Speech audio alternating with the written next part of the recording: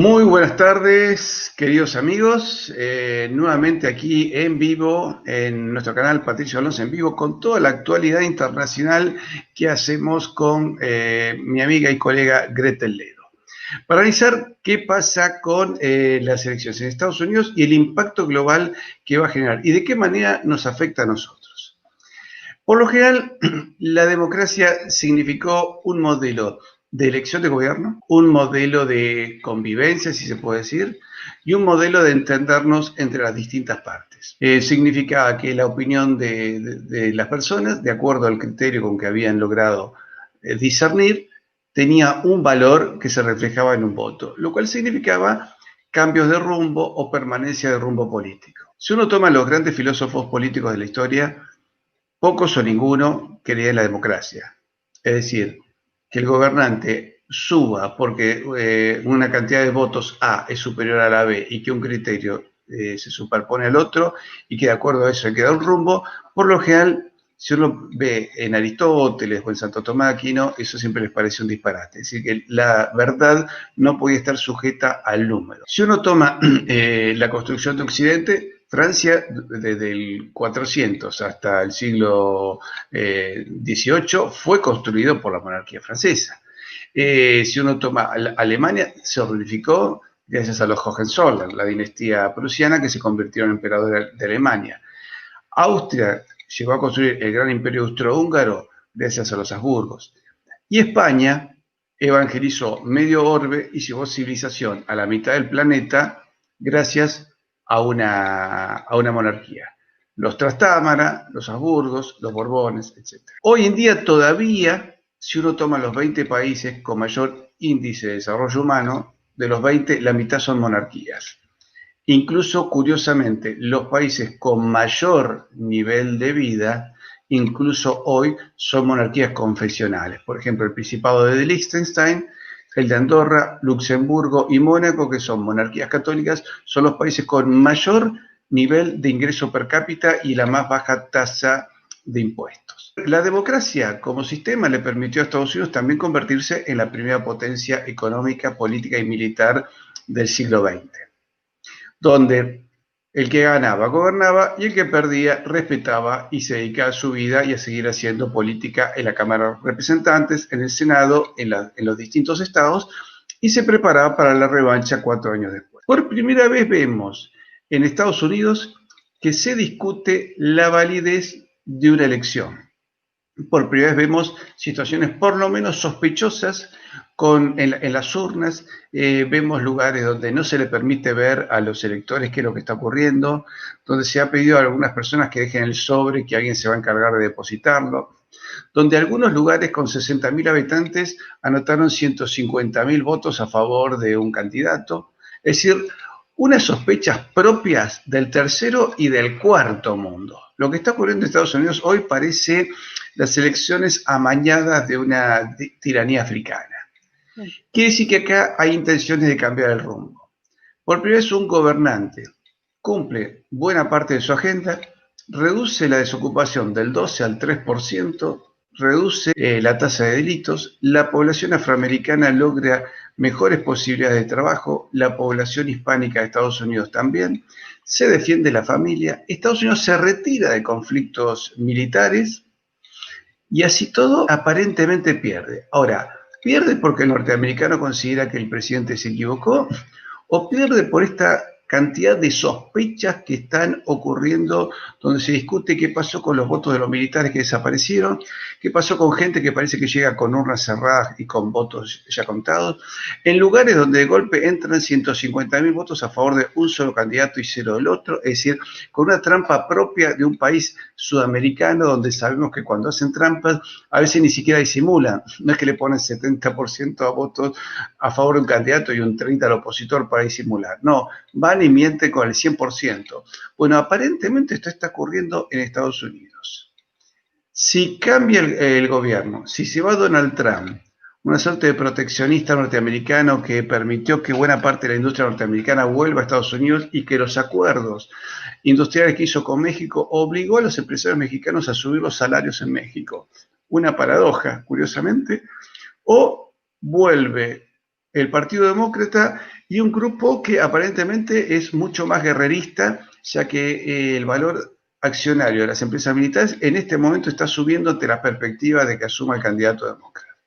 Para hablar de todo esto, tenemos a nuestra analista y colega y amiga Gretel Ledo. Gretel, muy buenas tardes. Bueno, buenas tardes, Patricio. Y es muy interesante todo la introducción que estuviste mencionando. Acá lo que se está poniendo en juego literalmente es la absorción de parte de un gobierno transnacionalista. Esto ya está en marcha. Esto es un plan que se venía maquinando hace tiempo y suceda lo que suceda, ya hay un sinnúmero de sitios que están instigando a la insurrección civil. Justamente en estos días se hizo público conocimiento un sitio que se llama Choose Democracy y justamente una de las líneas claves es: necesitamos que salgan a las calles, que la mayor cantidad de norteamericanos permanezcan en la vía pública, porque es posible que el presidente actual quiera impugnar la validez de estas elecciones, apelar a la Corte Suprema de Justicia, y nosotros tenemos que evitar el golpe de Estado. O sea, ya están creando mecanismos y especies de manuales de cómo hacer retroceder todo esto, que en realidad ellos mismos lo están alentando, el caos generalizado en la sociedad civil.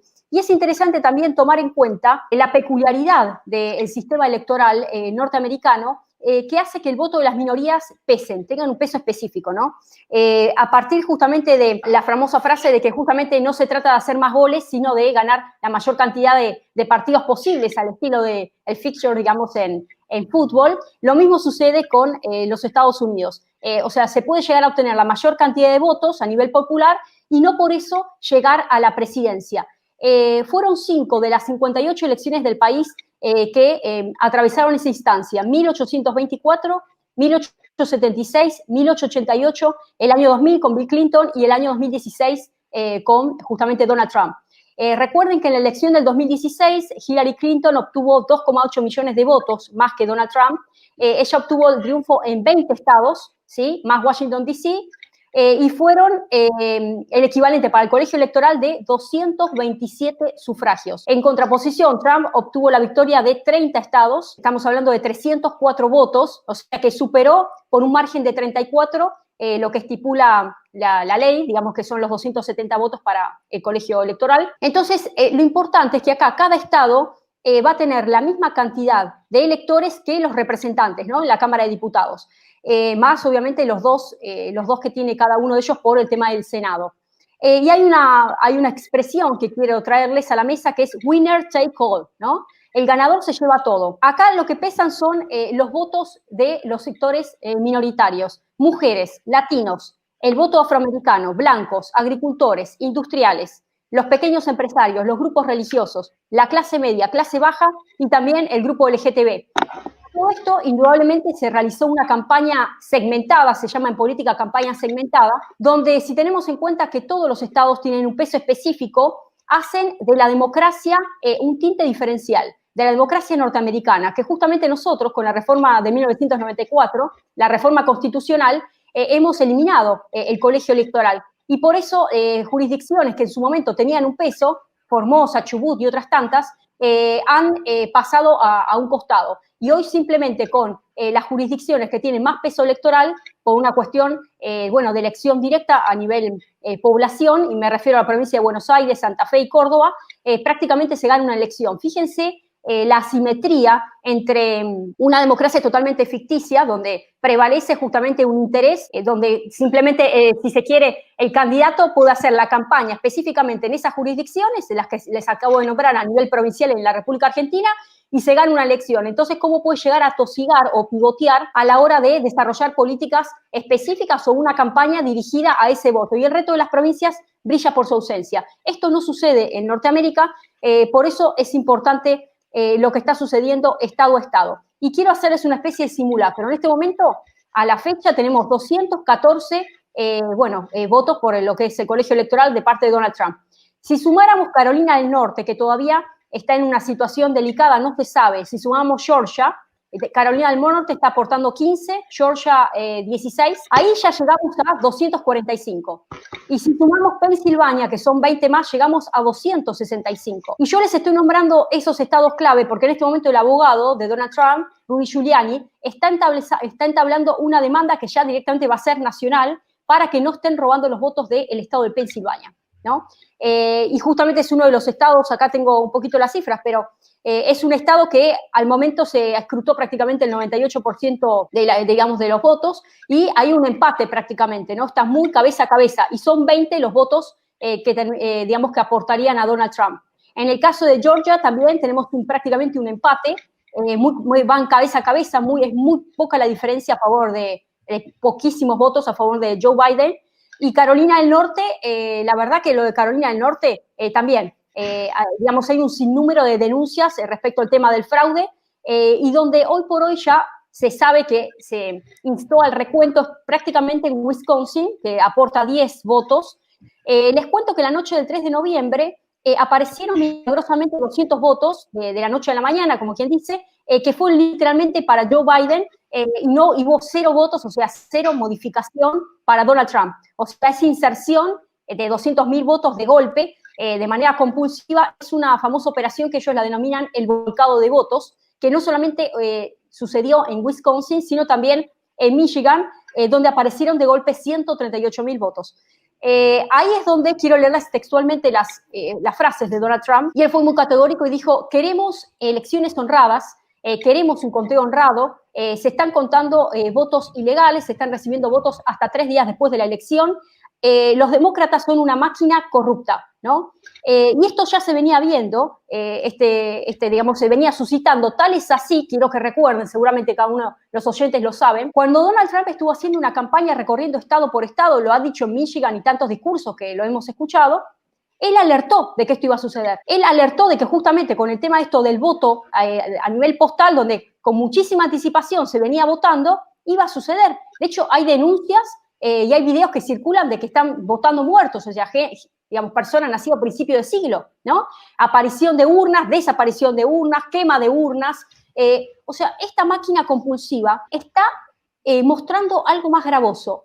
El intento desesperado por arañar con toda la furia la retención de la instalación de un gobierno transnacionalista con una operación, que esto va más allá de los límites de Norteamérica. Acá está jugando incluso el interés de la propia China. O sea, ¿cuál es el interés que tiene China para consolidar el dominio global, planetario, a nivel, digamos, de pensamiento, a nivel ideológico, a nivel de cosmovisión?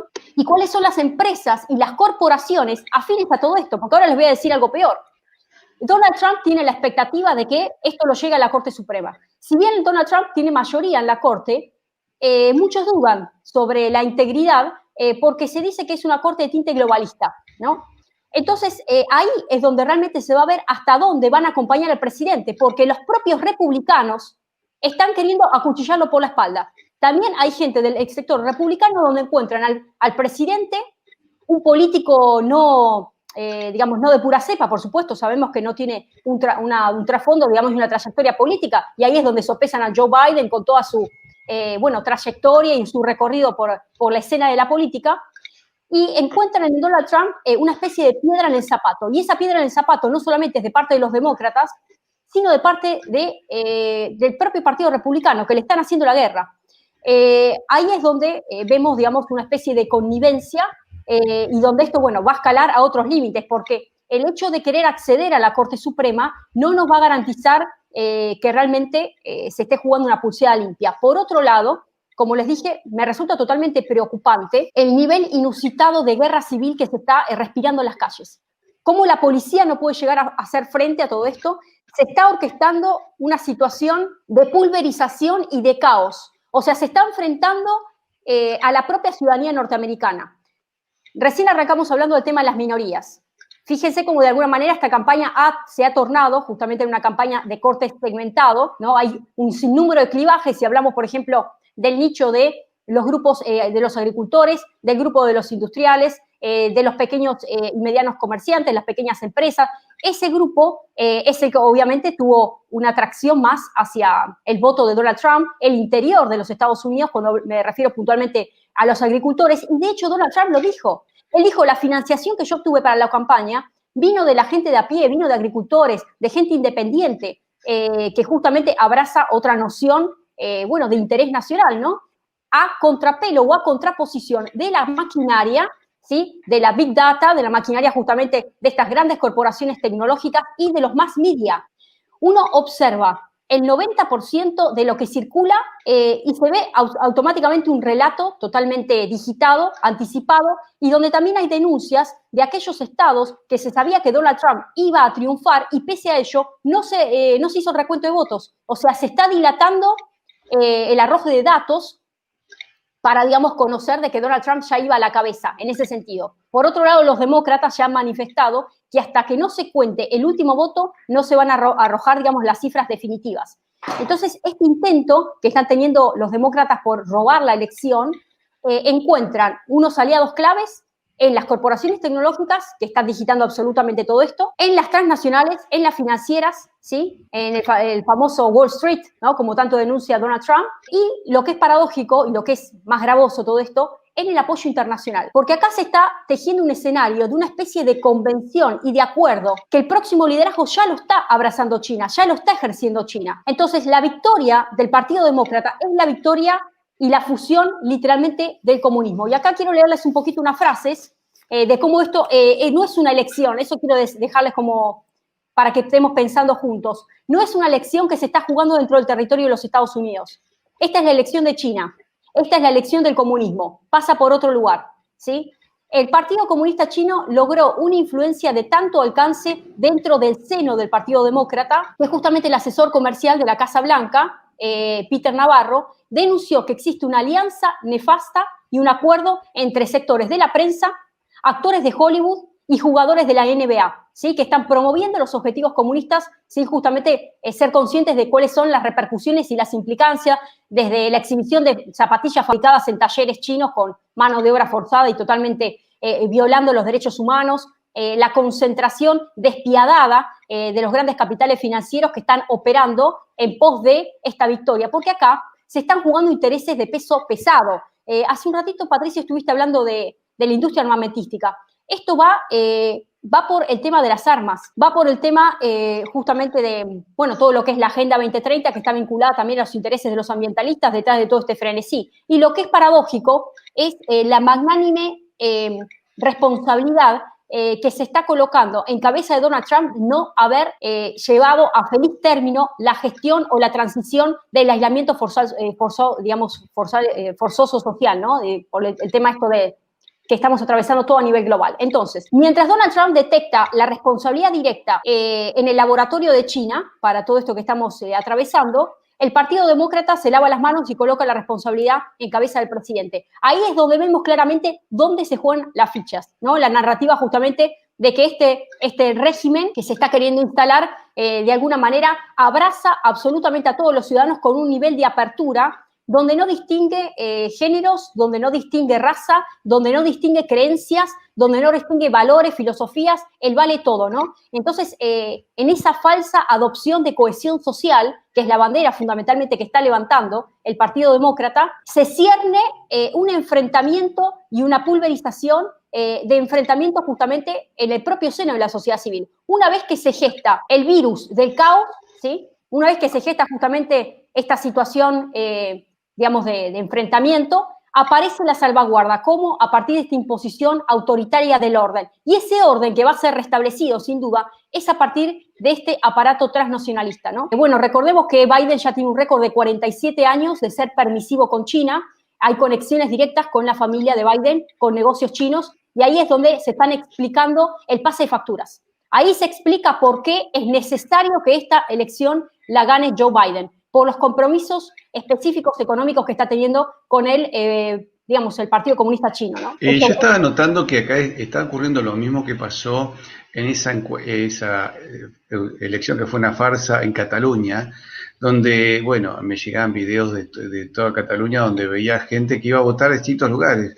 Y una chica que estaba en contra de la separación de Cataluña hizo la prueba y se filmó votando ella en varios lugares. Y en algún lugar donde llegaban ya con una gran cantidad de papeletas, las metían todas juntas en una urna Y ella decía, pero esto tiene que estar certificado. No, no importa, ahí van. Entonces, claro, cuando terminan las elecciones, ganan los separatistas, pero el nivel de fraude era tan grande. Luego, el fraude, de golpe había gente que iba a manifestar y se editaba la imagen como que esa gente había sido golpeada por la policía, que no quería el separatismo. Bueno, de eso se vieron miles de cosas. En Estados Unidos estamos viendo lo mismo, y mi temor es que si ellos van a la Corte Suprema, ¿cómo harán los jueces de la Corte Suprema para juzgar con justicia si van a tener todos los medios de comunicación en contra? Y vayan a saber la cantidad de amenazas que van a caer sobre los jueces y sobre la familia de los jueces. ¿Cómo hace un juez para decidir a favor de Trump si considera que es justo el reclamo de Trump cuando le amenacen a él, a sus hijos y a sus nietos? Si estamos en esas circunstancias, veamos cómo la decadencia de Biden, donde ahora parece que han salido unos videos del hijo de Biden, donde tiene una vida absolutamente escandalosa. Pero me preocupa es que, por un lado, la gente elige algo con mucha sospecha de escándalo, y por otra parte la Corte Suprema, que no sabemos si va a fallar con justicia. ¿Qué opinas?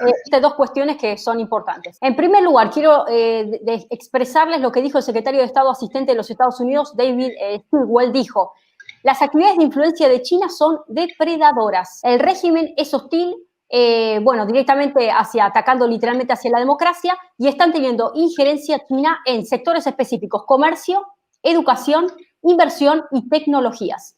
Y ahora quiero leerles justamente esa colación de esto, del tema del financiamiento, que ya lo denunció Donald Trump. Dijo que el Partido Demócrata se ha financiado la campaña con Wall Street, banqueros, los grandes medios de comunicación y empresas tecnológicas. Por eso, el interés de la victoria de Joe Biden es múltiple, tiene múltiples facetas. Acá no es que tiene que ganar el títere de Biden, acá tiene que ganar la elección todo, este pulpo que se ha diversificado en un sinnúmero de nichos. Y quiero leerles puntualmente el gran error que tuvo Kennedy, justamente, es que creyó justamente que teniendo el poder iba a poder tratar por encima o pasar por encima de la CIA, ¿no?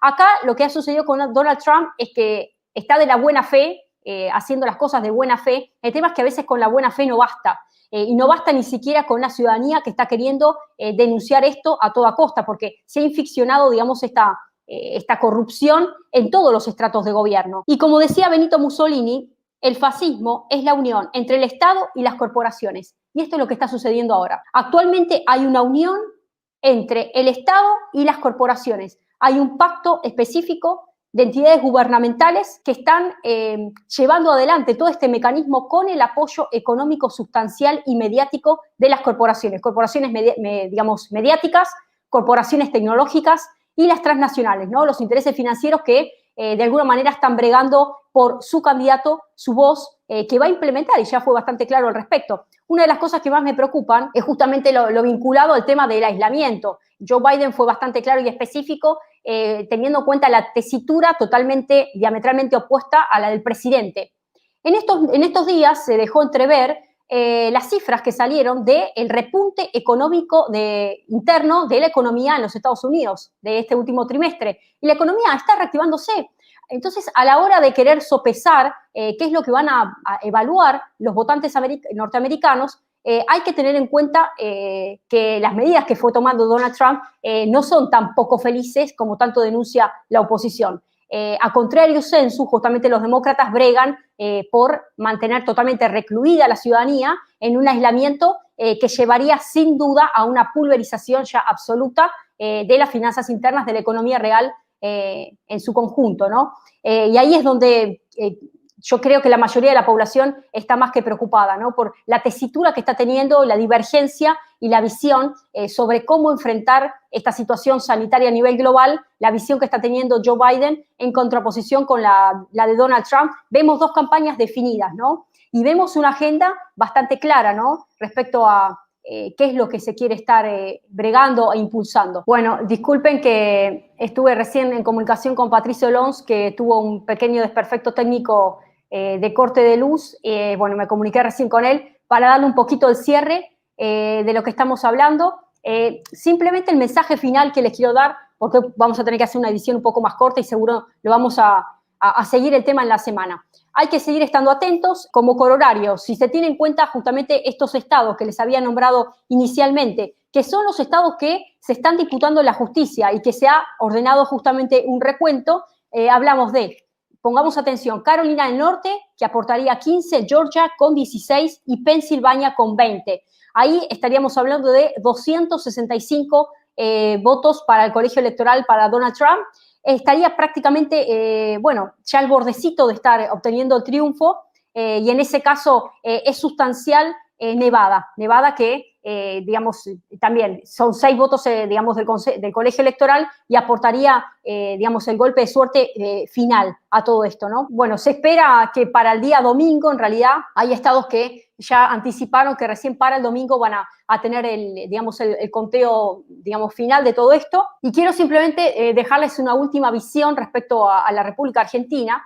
Sabido es que la mayoría de los medios de comunicación en Argentina, por supuesto, diría que como un 90% de los medios son totalmente reacios a una victoria de Donald Trump, del presidente, y más bien por una cuestión de afinidad ideológica, si se quiere, hay, una acogida favorable hacia la postura, de una victoria de Joe Biden. Aquí, por un lado, tenemos que estar sopesando. A ver, Argentina se encuentra en un contexto económico muy delicado, a partir del cual hemos logrado con éxito la negociación de la deuda de los privados con legislación extranjera. Me refiero a los bonistas que han aceptado con un porcentual muy interesante la reestructuración que propuso el gobierno y la influencia directa o la ayuda, si se quiere, de parte del FMI. Ahora nos resta lo más gordo de toda esta torta, que tiene que ver con la deuda con el Fondo Monetario Internacional, los vencimientos que se tiene que estar pagando de aquí al 2024 y ya arrancan el año que viene. Digo, ¿hasta dónde tenemos que estar esperando una victoria de una gestión que implicaría de cero comenzar a renegociar y, por qué no, plantear el escenario de una continuidad de la administración justamente de Donald Trump, que conoce las cuentas claras de cómo se venía trabajando? Tal es así, ustedes saben perfectamente que ya con la gestión anterior fueron muestras acabadas de cómo Donald Trump ha siempre querido extender una mano, si se quiere, ¿no? Por una cuestión de finanzas al gobierno argentino. Y esto independientemente del color político, porque estoy hablando del gobierno anterior y ahora tenemos un cambio de color político y pese a ello el escenario se sigue manteniendo. Entonces creo que sería más saludable y evitar justamente una dilación temporal, hablar de una continuidad de administración a la hora de querer negociar justamente la reestructuración, el pago de la deuda con el FMI. Y por otro lado, tener en cuenta que lo que mayormente está sopesando justamente la administración de Donald Trump tiene que ver con la defensa irrestricta de la democracia, de las libertades, de los valores, y eso escapa a cualquier tipo de agenda foránea de imposición externa. Entonces, toda vez que existe un país que esté avasallando o avanzando sobre las libertades individuales, está claro que se va a expresar al respecto repudiándolo los Estados Unidos, por lo menos desde la gestión de Donald Trump.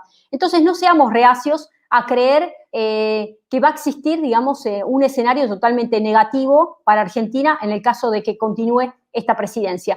Tampoco, quiero sí dejar esta salvaguarda, va a ser una modificación sustancial para la República Argentina. O sea, la deuda es un hecho, los compromisos que tenemos internacionales están, pase un escenario o el otro, no es que a Argentina se le va a modificar demasiado a nivel finanzas, pero sí se va a modificar a nivel contexto internacional, a nivel de cómo la agenda de alguna manera va a querer encontrar, o va a encontrar, mejor dicho, un terreno totalmente allanado, fértil para una imposición, para que las raíces terminen de dar, los frutos, y me refiero a las raíces puntualmente macabras de esta agenda globalista, ¿no? Y recién hablamos, entonces, para hacer un cierre, sobre los múltiples frentes que implican los compromisos para que gane Joe Biden, ¿sí? Que tiene que ver con lo tecnológico, que tiene que ver con los laboratorios, que tiene que ver con la gestión justamente de una nueva agenda en materia ambiental, las nuevas tecnologías, la Agenda 2030, en los múltiples frentes que implica la reconversión laboral, ¿sí? Hablamos en el programa anterior sobre qué es lo que exige el Foro Económico Mundial con este gran reseteo, este gran reinicio de la economía, la reconversión laboral. ¿Por qué va a tener que haber una migración hacia la adquisición de nuevos tipos de saberes técnicos, tecnológicos, que están ligados justamente desde la inteligencia artificial hasta un tipo de sociedad nueva, que es la sociedad digital posmoderna? En esa sociedad posmoderna se va a requerir y se va a imprimir una modificación contractual, si se quiere. Bueno, fíjense que en este momento estamos prácticamente transmitiendo a partir justamente de nuevas herramientas que convencionalmente era impensable en otros aspectos, en otros escenarios, como la proliferación de las nuevas tecnologías hoy son el ABC, necesario para que cualquier país pueda desarrollarse. Y eso está ligado al 5G. Por eso volvemos a hablar de los intereses múltiples y los múltiples frentes que justamente encuentran en este candidato, en el vicepresidente del Partido Demócrata, digamos, Joe Biden, encuentran la expresión feliz para instrumentar de manera específica y detallada una agenda que va más allá del bienestar individual de cada uno de los norteamericanos. Tengamos en cuenta que esta no es cualquier elección. Esta es una elección diferente. Y ahí sí es donde sí podemos hablar de un impacto directo hacia la República Argentina. Y me refiero puntualmente en una cuestión de agenda, ¿sí? Una cuestión transnacional que acampa todos los frentes, ¿sí? Hablamos recién de la educación, hablamos de la innovación, de las ciencias, las tecnologías, la medicina, las libertades individuales, el trabajo, todos los nichos. Por eso hay que entender esto como un mal enraizado, ¿sí? Un mal enraizado con diferentes frentes y aspectos. Analicemos esta elección desde otra perspectiva. No se trata simplemente de dar el visto bueno o no a una administración. Va más allá de todo eso. Bueno, los dejo simplemente para seguir reflexionando.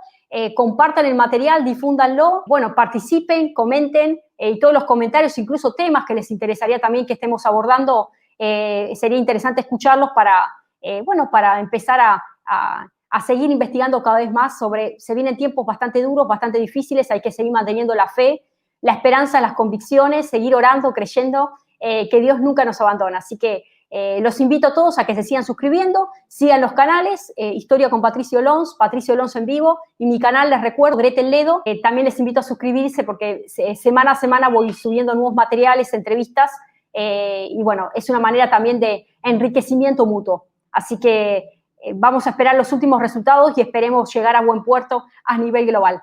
Dios les bendiga a todos.